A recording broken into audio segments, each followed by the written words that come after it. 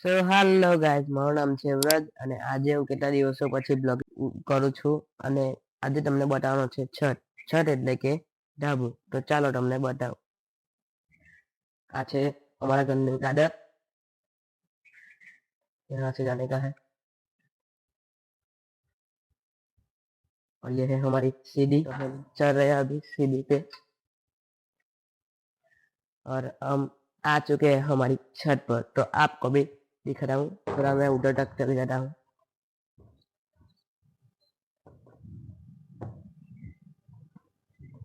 और हम आ गए हैं।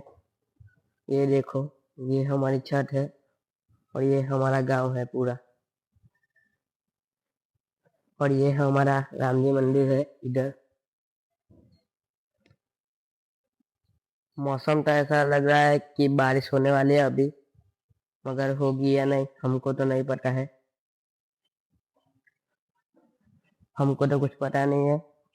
ये हमारी पूरी छत है। उत्तरायण हम इधर ही मनाते हैं। वो देखो, हमने सामने कपास ले जा रहे हैं टेम्पो भर के। आपको भी दिखाता हूँ मैं। ये देखो, और ये हमारे पड़ोस वाले का सोलर। और ये ब्लॉग हम यहीं खत्म करते हैं। मिलते हैं अगली वीडियो में। तो